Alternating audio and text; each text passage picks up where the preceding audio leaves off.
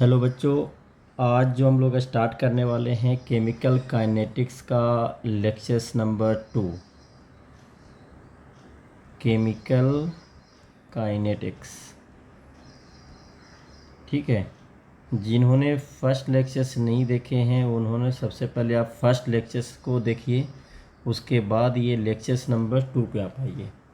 तो उसमें हम लोग देखे थे टाइप्स ऑफ रिएक्शंस, देखे थे कितने टाइप्स के होते हैं। तो 3 टाइप के रिएक्शंस बताए थे उसमें। यहाँ पे जो सबसे पहले हम लोग पढ़ने वाले हैं rate of reaction.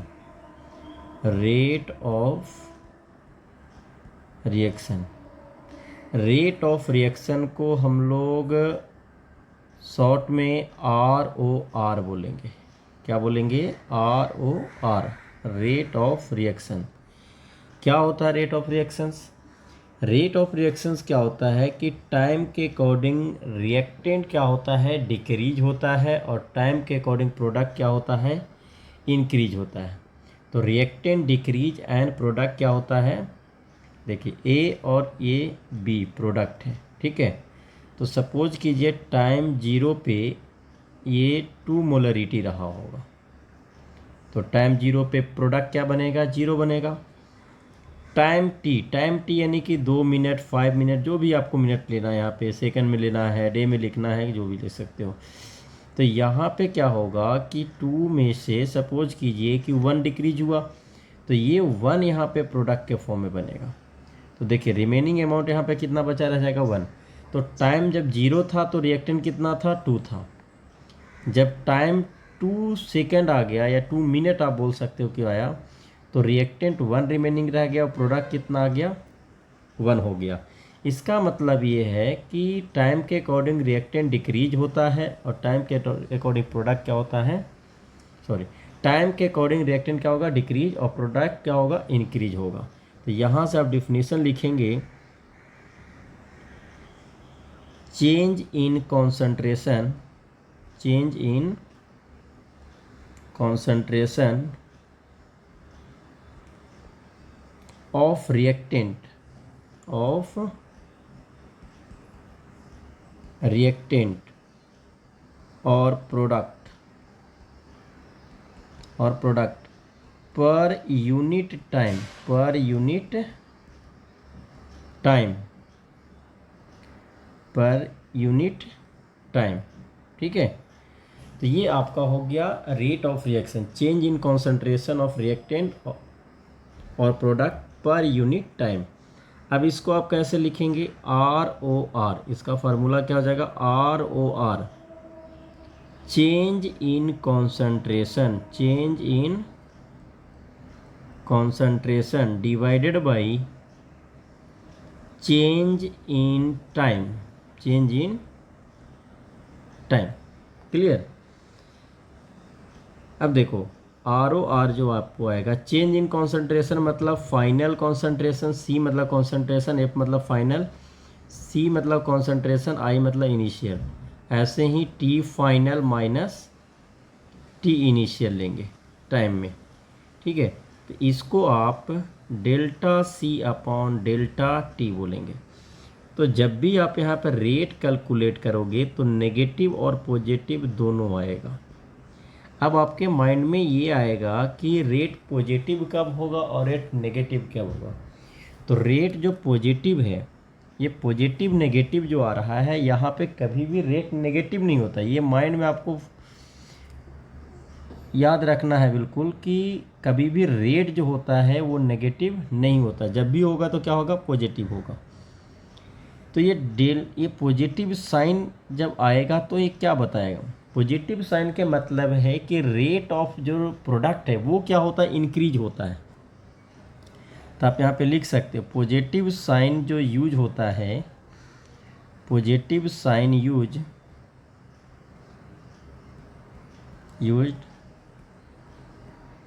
When product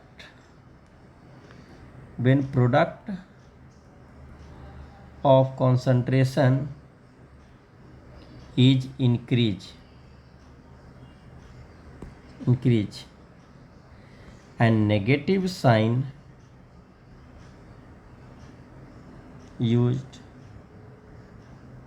when reactant of concentration is decrease। तो अगर नेगेटिव साइन आ रहा है मतलब रिएक्टेंट का कॉन्सेंट्रेशन क्या हो रहा है, डिक्रीज हो रहा है, और पॉजिटिव साइन आ रहा है इसका मतलब प्रोडक्ट का कॉन्सेंट्रेशन क्या हो रहा है, इंक्रीज हो रहा है।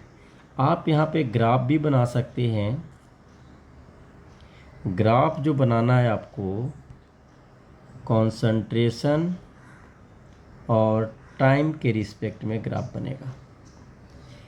देखिए, यदि मैं रिएक्टेंट की बात करूँ तो रिएक्टेंट का क्या होता है, टाइम के अकॉर्डिंग क्या होते चला जाएगा, डिक्रीज होते चला जाएगा। इसका कॉन्सेंट्रेशन क्या होता चला जाएगा, डिक्रीज। और यहाँ पे प्रोडक्ट क्या रहा होगा, जीरो रहा होगा। टाइम के अकॉर्डिंग प्रोडक्ट क्या हो जाएगा, इंक्रीज हो जाएगा। तो ये ग्राफ किसका हो जाएगा, प्रोडक्ट का, और ये ग्राफ किसका हो जाएगा, रिएक्टेंट का हो जाएगा। ठीक है, तो ये आपका हो गया rate of reaction. Rate of reaction का ग्राफ हो गया। अब देखिए यहाँ पे आपको टाइप्स ऑफ ROR पढ़ना है। Types of ROR, types of ROR। First जो हम लोग ROR का जो टाइप पढ़ते हैं, average rate. Average rate of reaction. Average rate of reaction क्या होता है, एवरेज रेट ऑफ रिएक्शन? जब हम लोग रेट कैलकुलेट किया जाता है तो इसमें क्या होता है, एक interval of some interval of time मिलता है, जहाँ पे आप टाइम को इजीली कैलकुलेट कर सकते हो। एक मतलब टाइम इंटरवल मिलता है, मतलब 1 मिनट, 2 मिनट, 5 सेकेंड या 5 मिनट फॉर एग्जाम्पल्स। तो इसका आप डिफिनेशन लिख सकते हैं, the rate of certain, the rate of certain measurable period of time,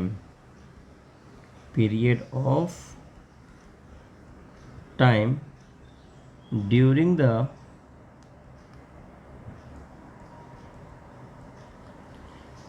the reaction।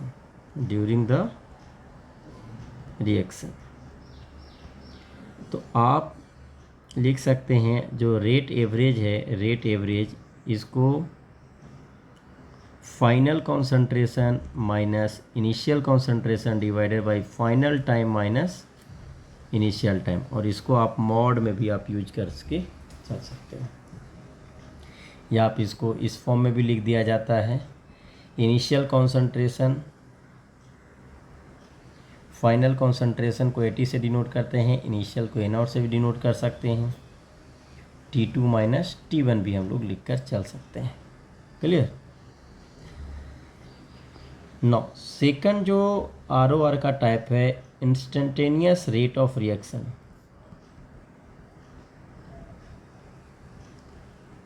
Instantaneous rate of reaction, rate of reaction. देखिए, इंस्टेंटेनियस के मतलब ये होता है कि आपको रेट कैलकुलेट करने के लिए टाइम नहीं दिया जाएगा, विद इन सेकेंड आपको डायरेक्ट ग्राफ दे दिया जाएगा, उसमें बता दिया जाएगा कि इसका आप रेट कैलकुलेट कीजिए। तो जो ROR जो होता है, ROR at any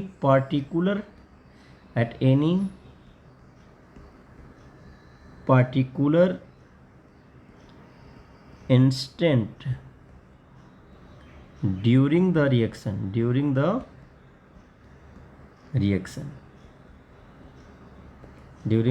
for example आप समझिए, ग्राफ से समझिए कि ये आपका ग्राफ दे दिया जाए, ये कॉन्सेंट्रेशन का और ये टाइम का, और ये आपको ग्राफ दे दिया जाए, और इस ग्राफ में बोल दिया जाए कि इस पॉइंट पे आप रेट कैलकुलेट करके बताइए।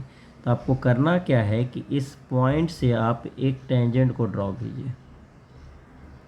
क्लियर? जब यहाँ पे टेंजेंट आप ड्रॉ करेंगे तो ये एंगल आपको मिलेगा, और ये एंगल क्या, ये क्या बताएगा आपका, स्लोप बताएगा, और ये tan थीटा के इक्वल होता है। ठीक है, तो इस तरीके से आप इसमें रेट कैलकुलेट करेंगे, और ये tan theta is equal to क्या हो जाएगा, tan theta is equal to dc/dt, मतलब चेंज इन कॉन्सेंट्रेशन। देखिए ये और ये, इस पॉइंट पे आपको कैलकुलेट करना है dc/dt। यहाँ पे भी आपका पॉजिटिव नेगेटिव दोनों आएगा, tan theta is equal two plus minus, यहाँ दोनों में आएगा। पॉजिटिव बताएगा कि प्रोडक्ट क्या हो रहा है, प्रोडक्ट का रेट कैलकुलेट हुआ है, नेगेटिव ये बताएगा कि ये रिएक्टेंट का रेट कैलकुलेट हुआ है। तो आज के जो लेक्चर्स में हम लोग देखें कि ROR क्या होता है, और ROR का दो टाइप होते हैं, ये दोनों टाइप, ठीक है, आप इसको अच्छे से देख लीजिए। बाकी जो हम लोग जो डिस्कस करेंगे नेक्स्ट लेक्चर, थर्ड लेक्चर्स में डिस्कस करेंगे फर्दर केमिकल काइनेटिक्स को। तब तक के लिए आप इसको प्रैक्टिस कीजिए, इस जो भी थ्योरी इसमें लिखवाया गया आप इसको रिमेंबर कीजिए, क्योंकि इस थ्योरी पे ही आगे हम लोग का न्यूमेरिकल सोल्व होने वाला है। ठीक है, थैंक यू, बाय बाय।